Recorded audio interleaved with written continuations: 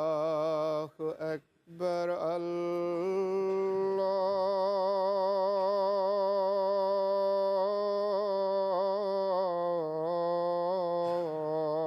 الله أكبر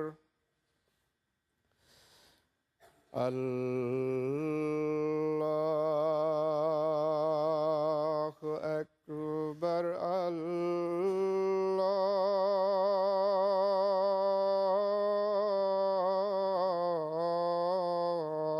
الله أكبر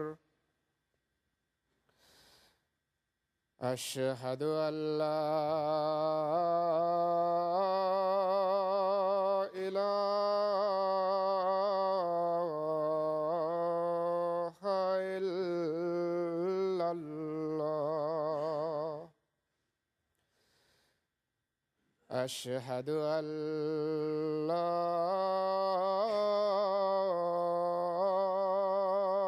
إله إلا الله أشهد أن محمدًا رسول الله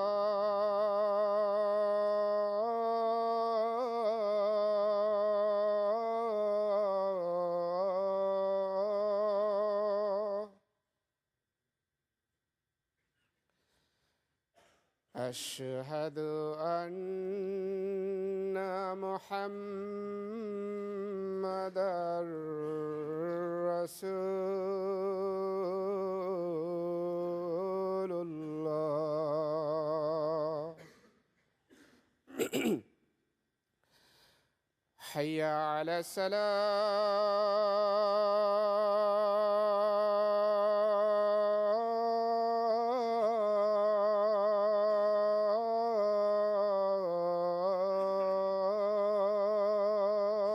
الصلاة حي على الصلاة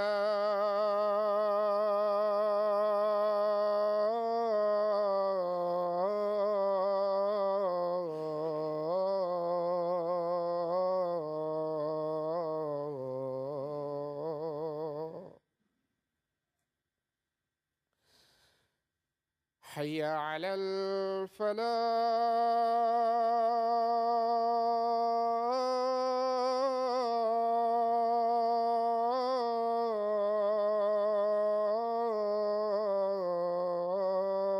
الفلاح حي على الفلاح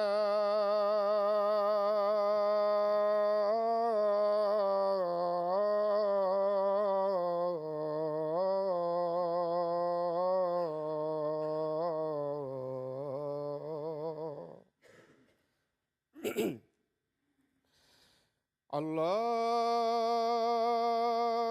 أكبر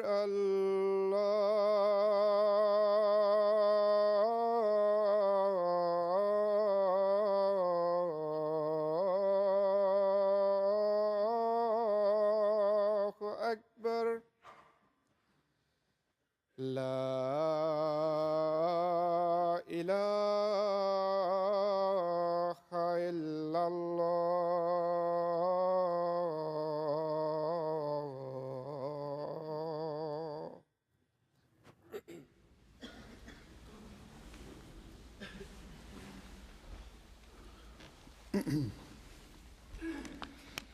السلام عليكم ورحمة الله.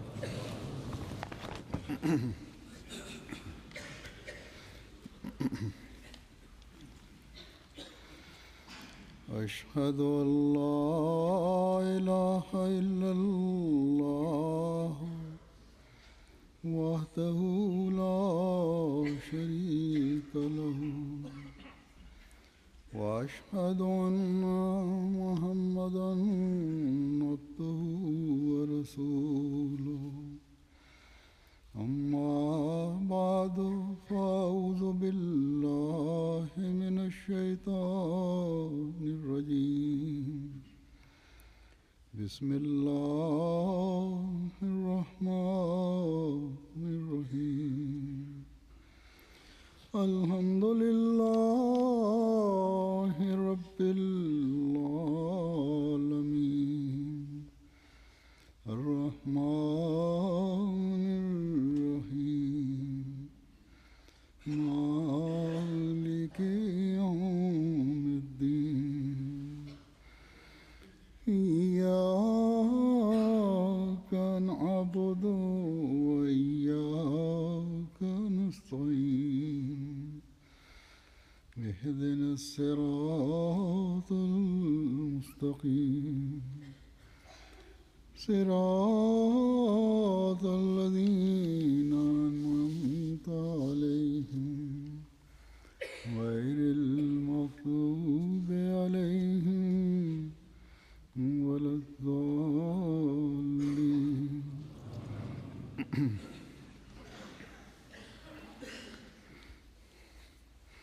حضرت مسیح موعود علیہ الصلوۃ والسلام ایک جگہ فرماتے ہیں کہ میں بھیجا گیا ہوں کہ تا سچائی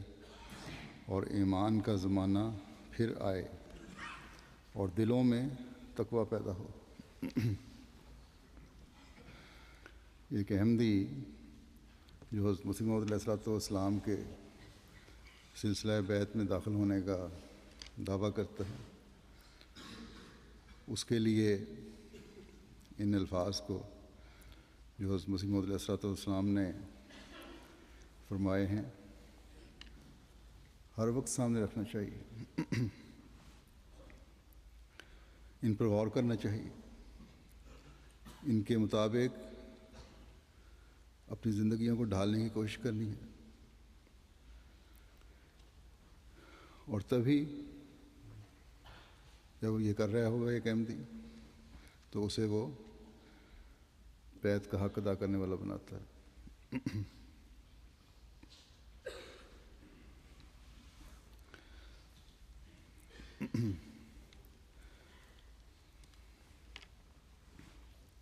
ورنہ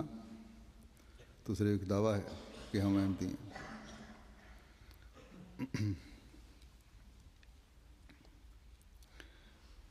وہ سچائی اور ایمان جو حضرت مسیح موعود علیہ الصلوۃ والسلام لانا چاہتے ہیں، یا جس کے لیے اللہ تعالیٰ نے آپ کو مبعوث فرمایا ہے، جس سے دلوں میں تقویٰ پیدا ہوتا ہے، یہ کوئی نئی چیز نہیں ہے. جیسا کہ آپ کے اس فکر سے ظاہر ہے کہ سچائی اور ایمان کا زمانہ پھر آئے.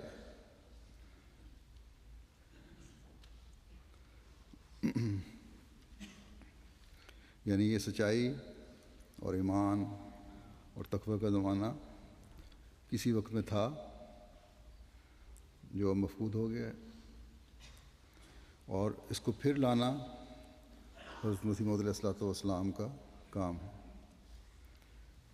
جیسا کہ ہم سب جانتے ہیں یہ سچائی اور ایمان اور تقوی کے قیام کا زمانہ اپنی اعلیٰ ترین شان کے ساتھ اس وقت آیا تھا جب اللہ تعالیٰ نے ہمارے آقا و مولا حضرت محمد مصطفیٰ صلی اللہ علیہ وسلم کو دنیا میں بھیج کر شریعت کو کامل کرتے ہوئے الیوم اکملت لکم دینکم واتممت علیکم نعمتی ورضیت لکم الاسلام دینا، کہ آج میں نے تمہارے فائدے کے لیے تمہارا دین مکمل کر دیا اور تم پر اپنے احسان کو پورا کر دیا اور تمہارے لیے دین کے طور پر اسلام کو پسند کیا ہے. یہ اعلان جب اللہ تعالیٰ نے فرمایا تھا وہ وقت تھا جب یہ سب کچھ قائم ہوا. بس اس بات میں تو کسی احمدی کو ہلکا سا بھی شائبہ نہیں، نہ کبھی خیال ہے کہ حضرت مسیح موعود علیہ الصلوۃ والسلام کوئی نئی چیز لے کر آئے، اور نہ کوئی احمدی کبھی ایسا سوچ سکتا ہے. آپ نے تو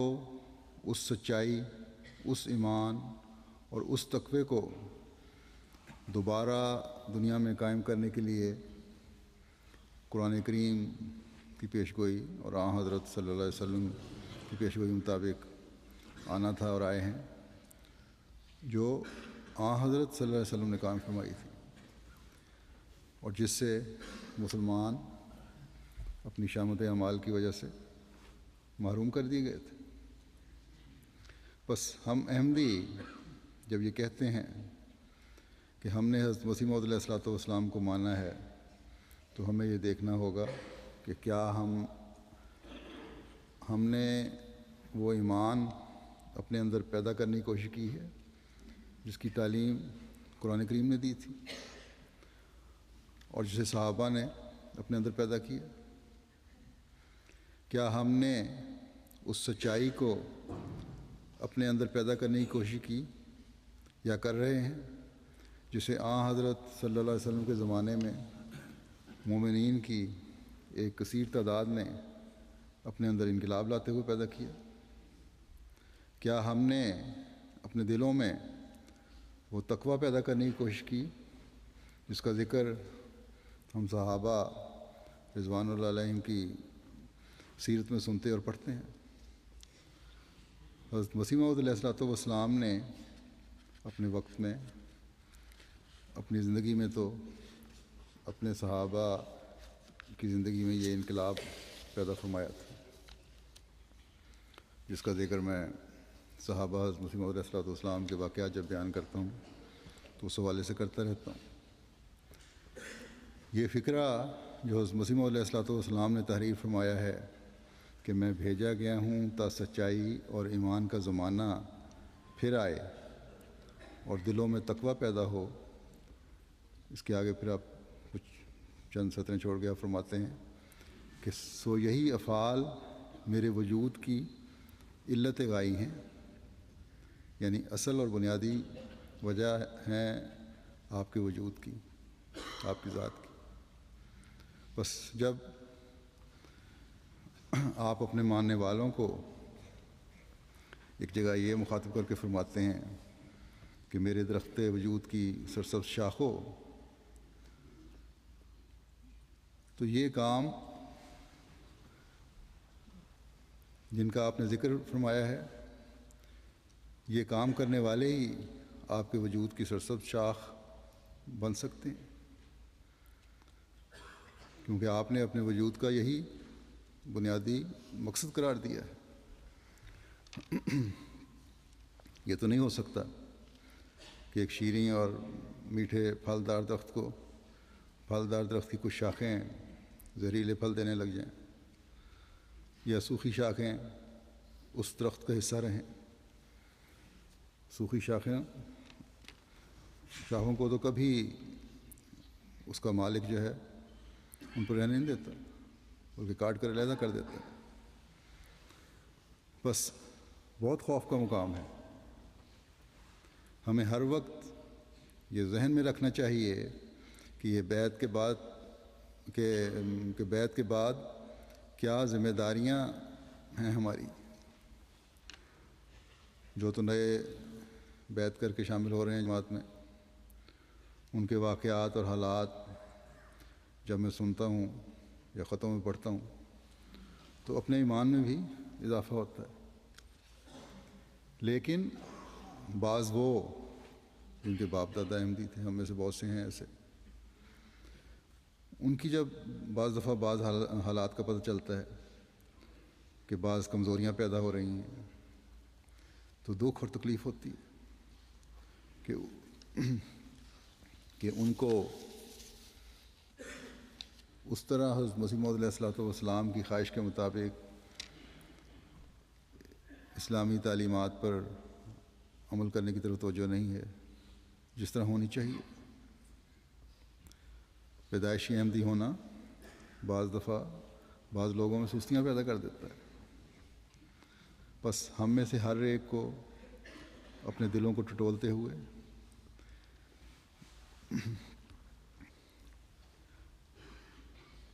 اپنا جائزہ لینا چاہیے، اپنے دلوں کو ٹٹولتے رہنا چاہیے کہ کیا ہم کہیں ایسی سستیوں کی طرف تو نہیں دھکیلے جا رہے جو کبھی خدا نہ کرے واپسی کے راستے ہی بند کر دیں۔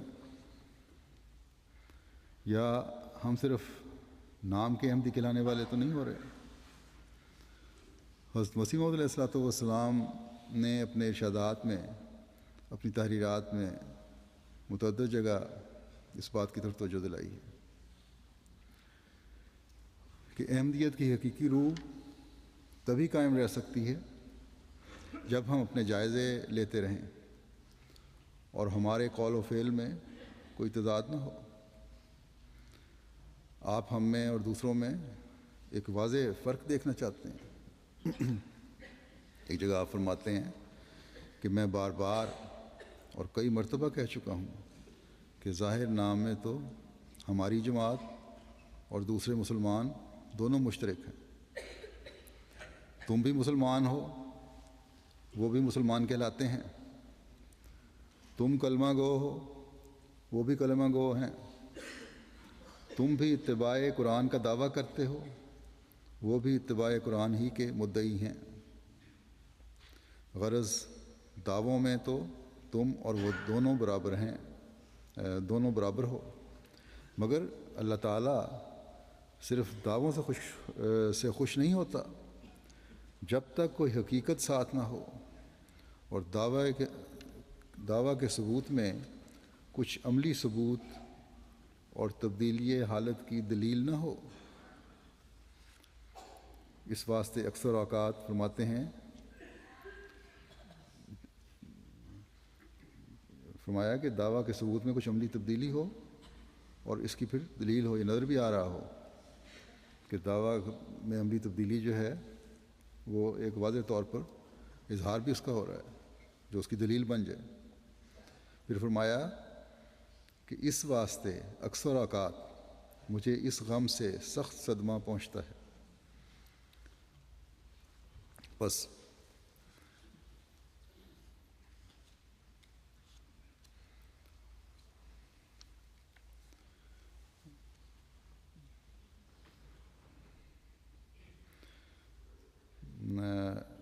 فرمایا کہ اللہ تعالیٰ صرف دعووں سے خوش نہیں ہوتا جب تک کوئی حقیقت ساتھ نہ ہو اور دعویٰ کے ثبوت میں کچھ عملی ثبوت اور تبدیلی حالت کی دلیل نہ ہو۔ اس واسطے اکثر اوقات مجھے اس غم سے سخت صدمہ پہنچتا ہے۔ بس حضرت مسیح موعود علیہ الصلوۃ والسلام ہم سے عملی ثبوت چاہتے ہیں۔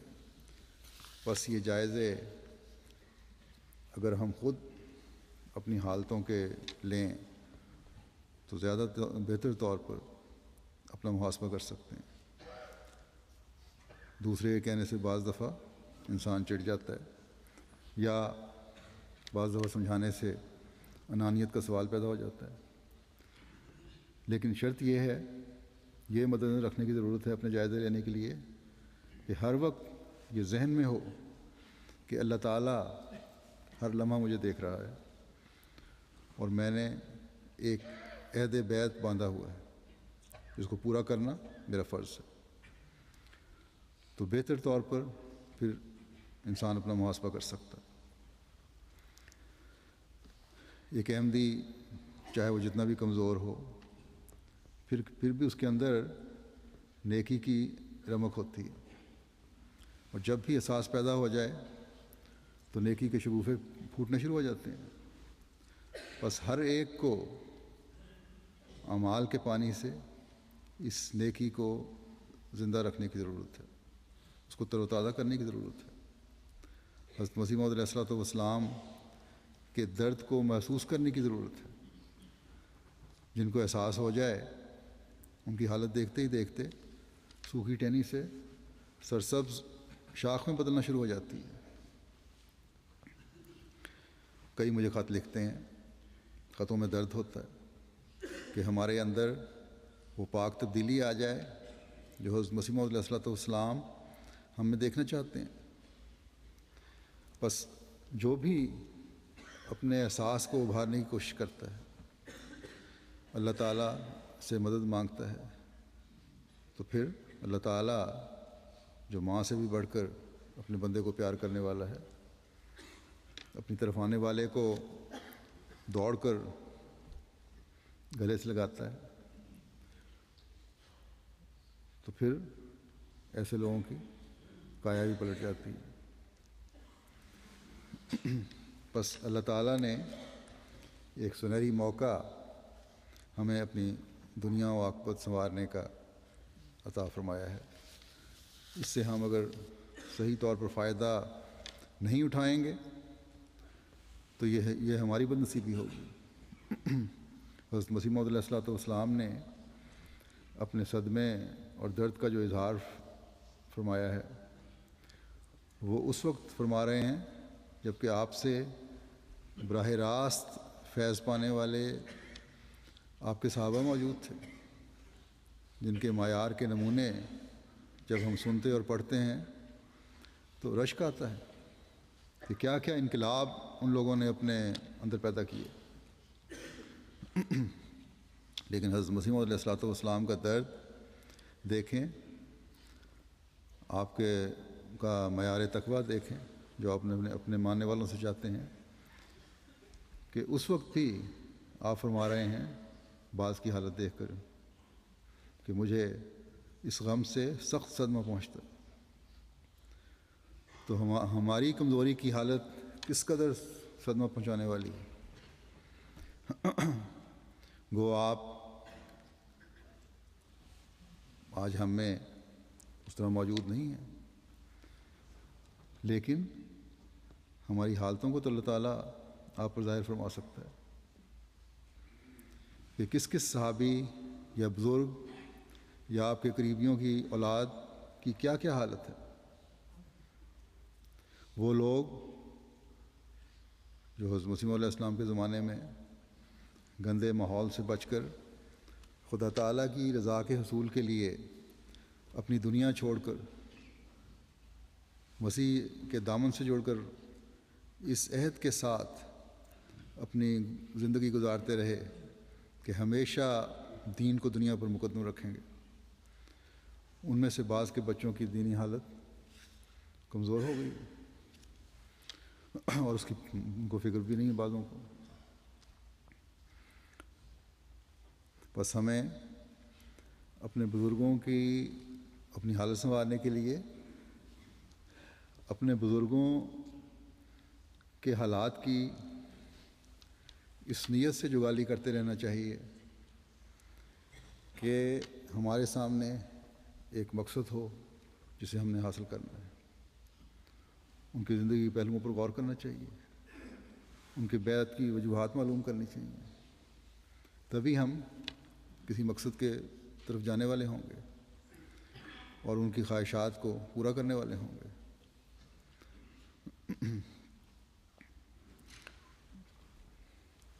اب چند دن ہوئے ہمارے ایک پرانے بزرگ تھے جو عبد المغنی خان صاحب، ان کے بیٹے ان کے بارے میں بتا رہے تھے مجھے کہ انہوں نے علی گڑھ یونیورسٹی سے کیمسٹری کے ساتھ بی ایس سی کی، اور اس زمانے میں عام طور پہ سائنس کم لڑکے مسلمان پڑھتے تھے۔ تو وائس چانسلر نے کہا کہ تم نے یہ مضمون بھی اچھا ہے اور اعلیٰ کامیابی بھی حاصل کی ہے، تو ہم تمہیں یونیورسٹی میں جاب دیتے ہیں جو پھر آگے پڑھائی بھی جاری رکھنا۔ ان کے والد صاحب نے کسی انگریز دوست کو بھی سفارش کی ہوئی تھی، اس زمانے میں انگریزوں کی حکومت تھی ہندوستان پر، اس نے بھی انہیں کسی اچھے جاب کی آفر کی۔ پھر ان کو یہ مشورہ بھی ملا کہ ہوشیار ہیں، انڈین سول سروس میں کا امتحان دے کر اس میں شامل ہو جائیں۔ تو خان صاحب ان دنوں قادیان آئے ہوئے تھے، تقریباً مسیح ثانی کا زمانہ تھا۔ ان کو آپ نے تمام باتیں پیش کیں اور ساتھ ہی عرض کی کہ حضور میں تو دنیا داری میں پڑھنا نہیں چاہتا، میں تو قادیان میں رہ کر اگر قادیان کی گلیوں میں مجھے جھاڑو پھیرنے کا کام بھی مل جائے تو اسے ان اعلیٰ نوکریوں کے مقابلے پر ترجیح دوں گا۔ تو ایسے ایسے بزرگ بھی تھے جو آگے صحابہ سے جنہوں نے فیض پایا۔ پھر آپ کو اس کے بعد اسکول میں سائنس ٹیچر لگایا گیا، پھر آپ ناظر بیت المال مقرر ہوئے، غالباً پہلے ناظر بیت المال تھے۔ تو بہرحال پرانے بزرگ اور خاص طور پر حضرت مسیح موعود علیہ السلام کے صحابہ نیکیوں میں سبقت لے جانے والے تھے، لیکن چند ایک کی کمزور حالت بھی حضرت مسیح موعود علیہ السلام کی اسلام دیکھتے ہیں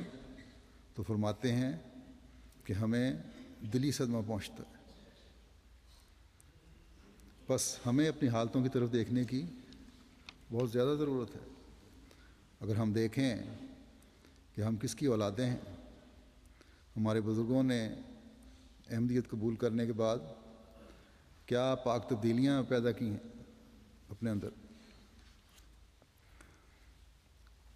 تو اس بات پر اگر ہم غور کریں اور یہ عہد کریں کہ ہم نے اپنے بزرگوں کے نام کو بٹا نہیں لگنے دینا، تو یہ خود اصلاحی کا جو طریق ہے یہ زیادہ آسن رنگ میں ہمارے تقویٰ کے معیار بلند کرے گا، ہمیں نیکیوں کے بجا لانے کی طرف راغب کرے گا۔ اور زندہ قوموں کی یہی نشانی ہوتی ہے کہ ان کے پرانے بھی اپنی قدروں کو مرنے نہیں دیتے اور خوب سے خوب تر کی تلاش کرتے ہیں، اپنے معیار بلند کرتے چلے جاتے ہیں، اور نئے آنے والے بھی ایک نئی روح کے ساتھ جماعت میں شامل ہوتے ہیں، اور جب وہ پرانوں کے اعلیٰ معیار دیکھتے ہیں تو مزید مسابقت کی روح پیدا ہوتی ہے، اور یوں نیکیوں کے معیار قومی سطح پر بڑھتے چلے جاتے ہیں۔ بس جب ہم یہ دعویٰ کرتے ہیں کہ ہم نے حضرت مسیح موعود علیہ السلام کو مان کر اپنی حالتوں کو بھی بدلنا ہے اور دنیا میں بھی ایک انقلاب پیدا کرنا ہے، تو اس کے لیے مستقل جائزے لینے ہوں گے، صرف اپنے جائزے نہیں لینے ہوں گے، اپنے بیوی بچوں کے بھی جائزے لینے ہوں گے۔ حضرت مسیح موعود علیہ السلام نے لکھا ہے کہ بیوی اپنے خاوند کی حالت کی اور حالت اور اس کے قول و فعل کی سب سے زیادہ رازدار ہوتی ہے۔ اگر مرد صحیح ہوگا تو عورت بھی صحیح ہوگی، ورنہ اسے آئینہ دکھائے گی کہ میری کیا اصلاح کرنے کی کوشش کر رہے ہو، پہلے اپنی حالت کو تو بدلو۔ بس عورتوں کی اصلاح کے لیے ضروری ہے کہ مردوں کی اپنی حالتوں میں بھی پاک تبدیلیاں پیدا ہوں۔ ہمیشہ ہمیں یاد رکھنا چاہیے کہ عورتوں کی اصلاح ہو جائے تو اگلی نسلوں کی اصلاح کی بھی ضمانت مل جاتی ہے۔ بس اگلی نسلوں میں پاک تبدیلیاں پیدا کرنے کے لیے، انہیں دین پر قائم رکھنے کے لیے مردوں کو اپنی حالت کی طرف سب سے زیادہ توجہ دینے کی ضرورت ہے۔ پھر یہ عورت اور مرد کے نمونے جو ہیں، ماں باپ کے نمونے جو ہیں، خاوند بیوی کے نمونے جو ہیں، یہ بچوں کو بھی اس طرف متوجہ رکھیں گے کہ ہمارا اصل مقصد دنیا میں ڈوبنا نہیں ہے، بلکہ خدا تعالیٰ کی رضا کو حاصل کرنا ہے۔ یہاں ایک بات کی وضاحت بھی کر دوں، کسی کو خیال نہ آئے کہ نعوذ باللہ صحابہ حضرت مسیح موعود علیہ السلام میں بہت کمزوریاں تھیں، اس وجہ سے حضرت مسیح موعود علیہ السلام کو یہ کہنا پڑا، یا ان کی کچھ تعداد بھی تھی، جیسا کہ میں پہلے بھی کہا ہے، چند ایک ہی شاید ایسے ہوں جو حضرت مسیح موعود علیہ السلام کے معیار پر پورا نہ اترتے ہوں، لیکن آپ چند ایک میں بھی کمزوری نہیں دیکھنا چاہتے تھے۔ اسی مجلس میں جہاں آپ نے اپنے صدمے کا ذکر فرمایا ہے، بعض لوگوں کو دیکھ کے آپ نے یہ بھی فرمایا ہے کہ ہم دیکھتے ہیں کہ اس جماعت نے اخلاص و محبت میں بڑی نمایاں ترقی کی ہے۔ بعض اوقات جماعت کا اخلاص، محبت اور جوش ایمان دیکھ کر خود ہمیں تعجب اور حیرت ہوتی ہے۔ بس یہ جوش ایمان دکھانے والے بھی بہت تھے، بلکہ اکثریت میں تھے، بلکہ ہمیں تو یہ کہنا چاہیے کہ سارے کے سارے تھے ہمارے مقابلے میں تو۔ لیکن نبی اپنی جماعت کے اعلیٰ معیار دیکھنا چاہتا ہے، اور ہم جس دور سے گزر رہے ہیں یہ جو ہمارا دور ہے، ابھی بہت سی پیش گوئیاں اللہ تعالیٰ کی پوری ہونی ہیں. بس مسیح علیہ السلام کا ہی دور ہے یہ. آپ سے جو اللہ تعالیٰ نے وعدے فرمائے تھے بہت سے بھی پورے ہونے والے ہیں. بس اگر ہم چاہتے ہیں کہ ان وعدوں کو جلد از جلد اپنی زندگیوں میں پورا ہوتا دیکھیں تو ہمیں اپنے صدق و ایمان اور تقویٰ کے معیار پر نظر رکھنی ہوگی. جب ہم اللہ تعالیٰ سے یہ خواہش رکھتے ہیں کہ وہ ہمیں جماعتی ترقی دکھائے تو ہمیں اس کی رضا کے حصول کے لیے بھی کوشش کرنی ہوگی. یہ بھی بتا دوں کہ اس زمانے میں بھی اللہ تعالیٰ کے فضل سے اخلاص و وفا میں بڑھے ہوئے بہت سے لوگ ہیں اور اگلی نسلوں میں بھی یہ روح پھونک رہے ہیں. میں نے ایک دفعہ پاکستان کے احمدیوں کے لیے اس فکر کا اظہار کیا تھا کہ لاہور کے واقعے کے بعد خدام یا شاید صف توم کے انصار بھی جو جماعتی عمارتوں اور مساجد میں ڈیوٹی دیتے ہیں ان میں سے بعض کے متعلق یہ اطلاع ہے کہ ایک لمبا عرصہ ڈیوٹی دینے کی وجہ سے ان کی طرف سے تھکاوٹ کا احساس ہوتا ہے یا عدم دلچسپی کا اظہار ہوتا ہے. اس لیے اس طرح توجہ کی ضرورت ہے یا نظام کو کچھ اور طریقے سے اس بارے میں سوچنے کی ضرورت ہے. تو صدر خدام احمدیہ پاکستان نے یہ بات جب اپنے خدام تک پہنچائی تو مجھے خدام کی طرف سے پاکستان خدام کی طرف سے اخلاص و وفا سے بھرے ہوئے کئی خطوط آئے کہ ہم اپنے عہد کی نئے سرے سے تجدید کرتے ہیں.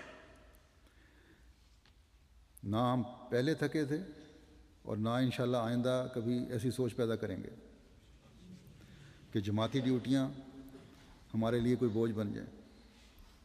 آپ بے فکر رہیں. تو اسی طرح عورتوں کے خطوط آئے کہ ہمارے بھائی یا خامند یا بیٹے اپنے کاموں سے آتے ہیں تو فوراً جماعتی ڈیوٹیوں پر چلے جاتے ہیں اور ہم بخوشی انہیں رخصت کرتی ہیں اور ہمیں اللہ تعالیٰ کے فضل سے اکیلے رہ کر بھی کسی قسم کا خوف نہیں. بس یہ اخلاص و وفا جیسا کہ حضرت مسیح موعود علیہ السلام نے فرمایا ہے جوش ایمان کی وجہ سے. اس بارے میں یہ بھی یاد رکھیں کہ ان فرائض اور ڈیوٹیوں کے دوران اپنے خدا کو کبھی نہ بھولیں. نمازیں وقت پر ادا ہوں اور ڈیوٹی کے دوران ذکر الہی اور دعاؤں سے اپنی زبانوں کو تر رکھیں. ہماری سب سے بڑی طاقت خدا تعالیٰ کی ذات ہے. ہمیں جو مدد ملنی ہے وہ خدا تعالیٰ سے ملنی ہے. ہماری تو معمولی سی کوشش ہے جو اس کے حکم کے متحد ہم کر رہے ہیں. جو کرنا ہے وہ تو اصل میں خدا تعالیٰ نے کرنا ہے.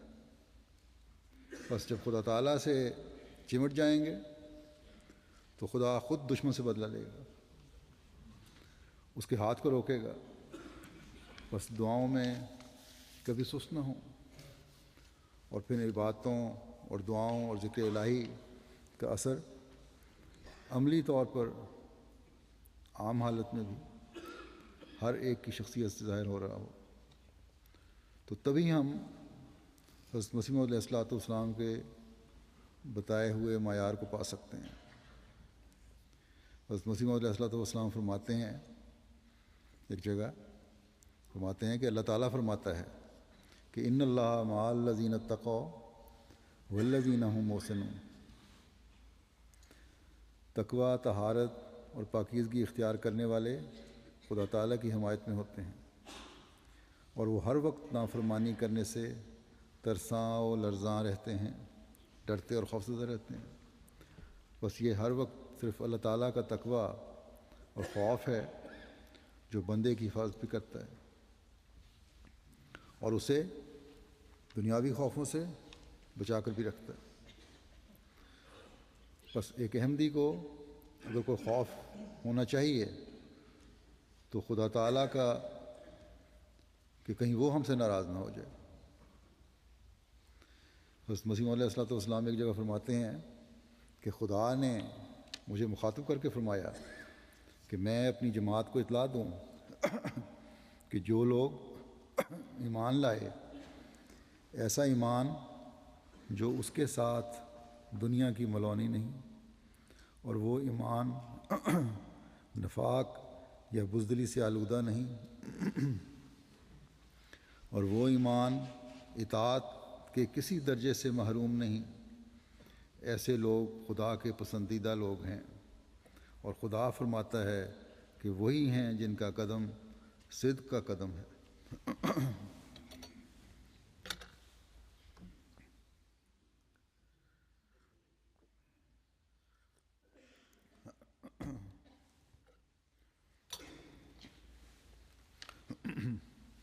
بس یہ ہے ایمان کا معیار جسے حضرت مسیح علیہ الصلوۃ والسلام ہمیں دیکھنا چاہتے ہیں۔ اللہ تعالیٰ ہمیں توفیق دے کہ یہ معیار ہم اپنے اندر پیدا کرنے والے ہیں۔ اس وقت میں اطاعت کے حوالے سے بھی یہاں اطاعت کا بھی ذکر آیا تھا، کچھ کہنا چاہتا ہوں۔ حضرت مسیح علیہ الصلوۃ والسلام نے فرمایا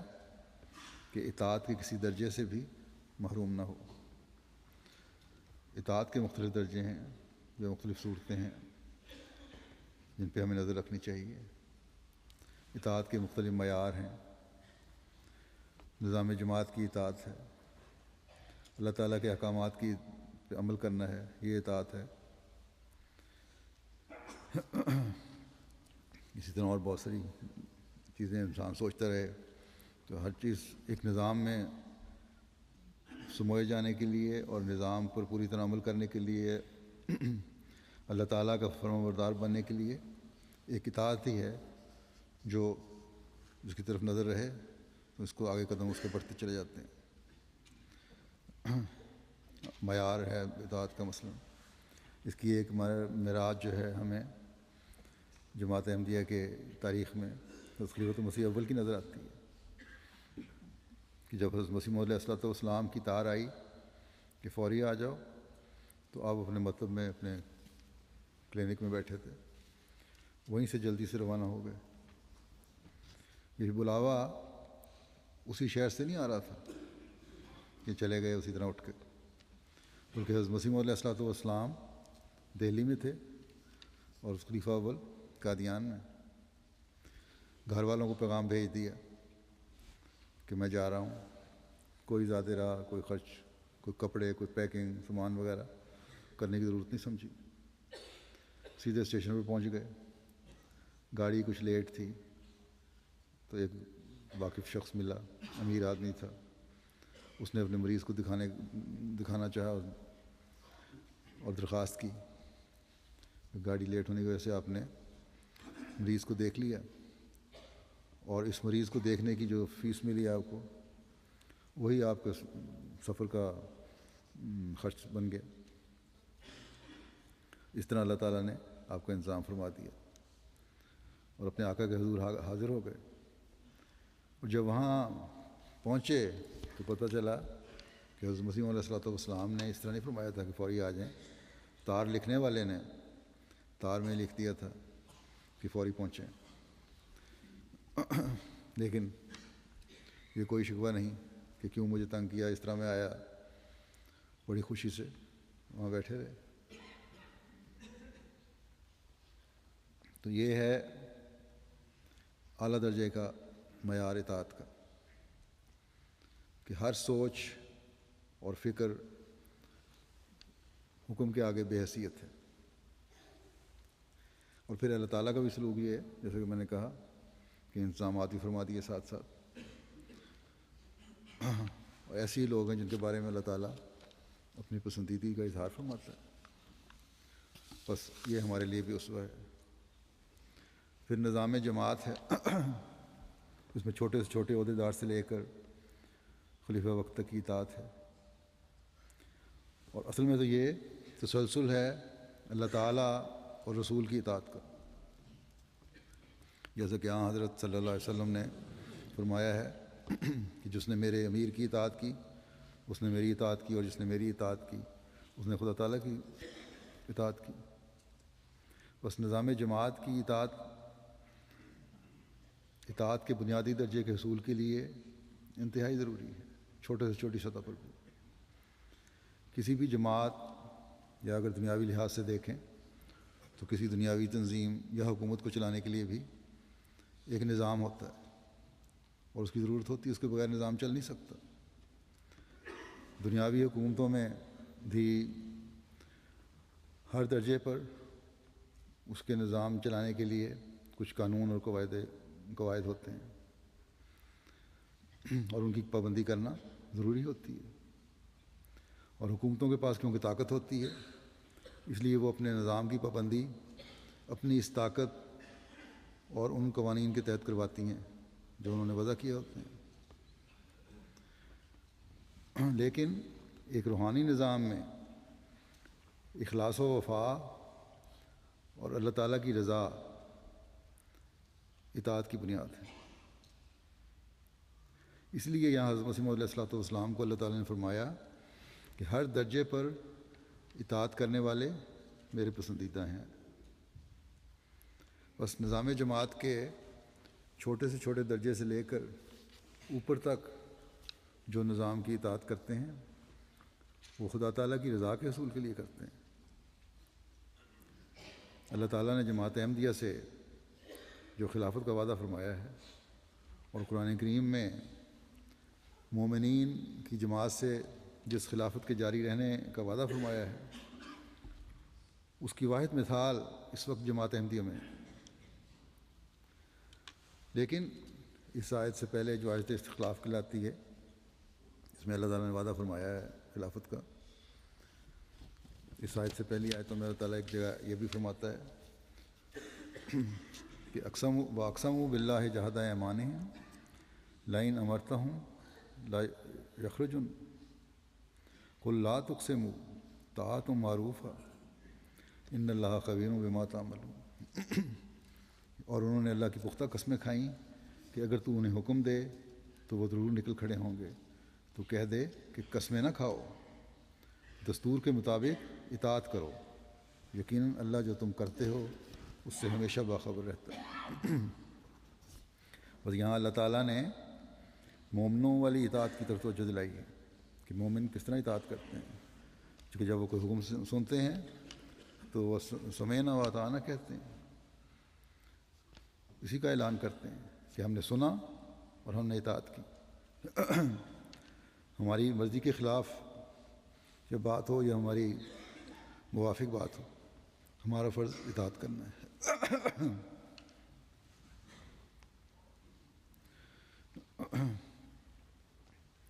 یہ ہے اعلیٰ درجے کا معیار جو ایک مومنوں کا ہونا چاہیے۔ اور یہ اللہ تعالیٰ نے فرمایا ہے اگر تم مومن ہو تو بڑی بڑی قسمیں کھانے کی ضرورت نہیں ہے، صرف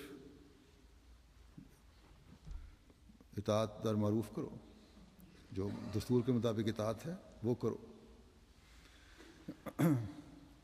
کھڑے ہو کر اگر ہم یہ تو کر رہے ہوں کہ جو بھی معروف فیصلہ فرمائیں گے اس کی پابندی کرنی ضروری سمجھیں گے، لیکن جب فیصلے ہوں تو اس پر لیت العال سے کام لیں۔ بس اللہ تعالیٰ فرماتا ہے کہ حقیقی مومن وہ ہے جو صرف قسمیں نہیں کھاتا بلکہ ہر حالت میں اطاعت کا اظہار کرتا۔ یہاں ایک بات کی وضاحت کر دوں، پہلے بھی بتا چکا ہوں کہ یہاں طاعت در معروف ہے اور معروف فیصلے کی باتیں کی جاتی ہیں، تو خلافت احمدیہ کی طرف سے کبھی خلاف احکام الہی کوئی بات نہیں کی جاتی، اور معروف فیصلے کا مطلب یہی ہے کہ شریعت کے مطابق جو بھی باتیں ہوں گی اس کی پابندی کی جائے گی۔ اگر اس یقین پر ہر احمدی قائم ہے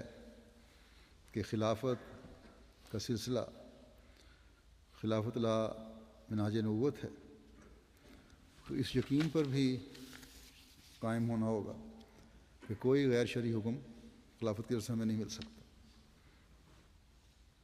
اسی طرح سے نظام جماعت بھی ہے، جب خلافت کے نظام کے تحت کام کر رہا ہے تو کوئی غیر شرعی حکم نہیں دے گا وہ، اور اگر دے گا کسی وجہ سے یا غلطی سے کوئی ایسا حکم آ جاتا ہے تو خلیفہ وقت اس کی درستی کر دے گا جب اس تک وہ معاملہ پہنچتا ہے۔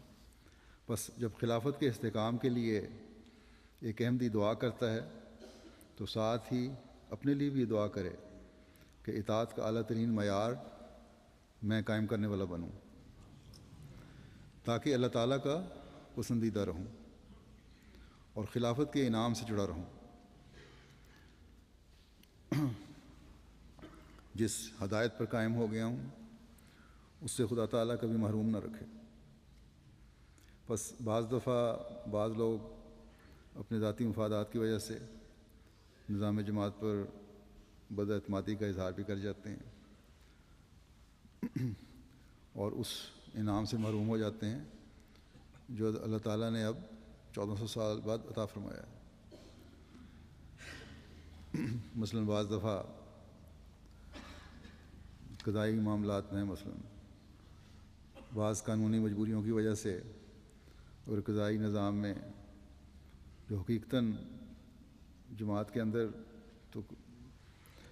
ایک نظام ہے جس کی حقیقت ثالثی نظام کی ہے، اس میں جب تحریر مانگی جاتی ہے کہ اس ثالثی اور قضائی فیصلے پر کو میں خوشی سے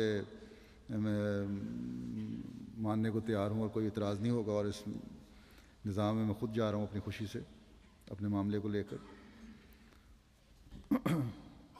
تو جب یہ تحریر مانگی جاتی ہے اور اب نئے سرے سے کچھ تحریر لکھوائی جانے لگی ہے تو بعض لوگ انکار کر دیتے ہیں، یہ بزنی کرتے ہوئے کہ ہمارے جو فیصلے ہیں وہ ہمارے خلاف ہوں گے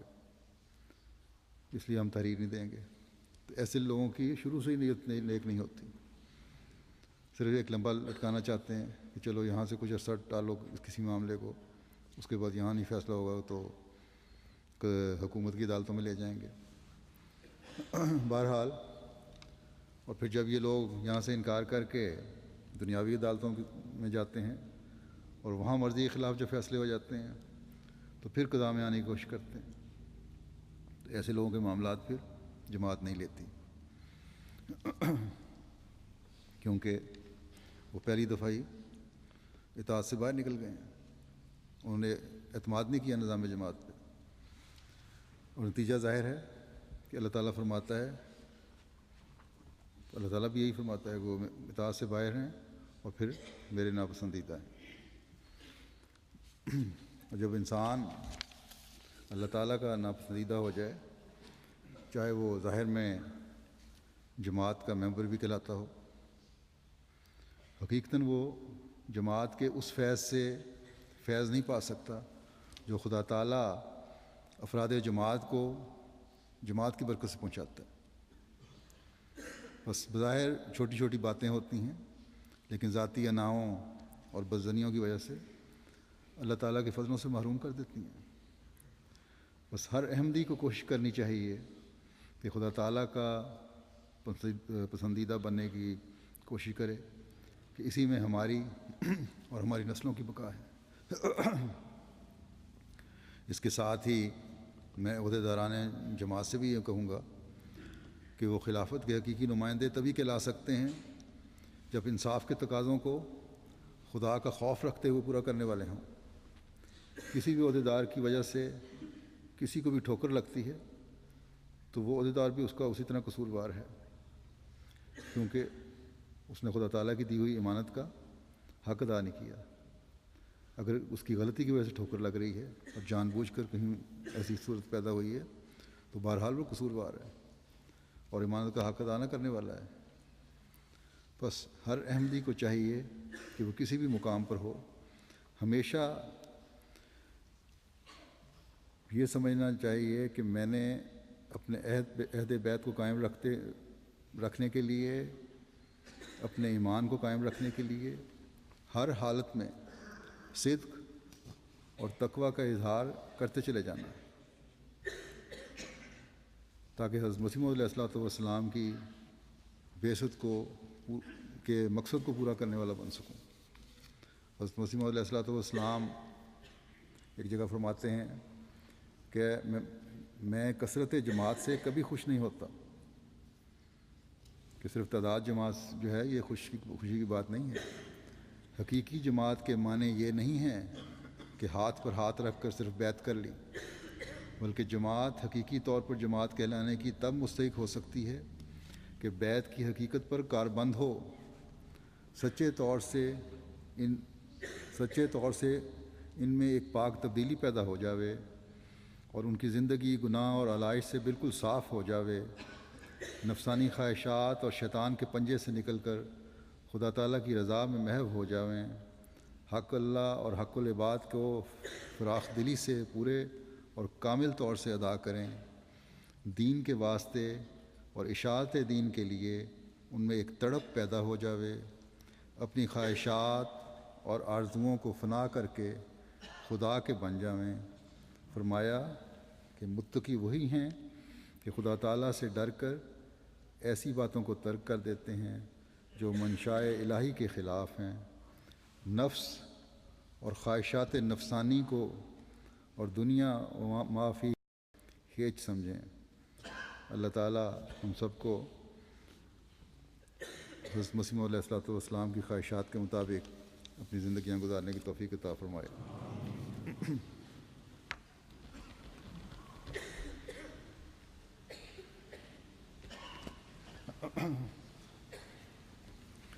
الحمد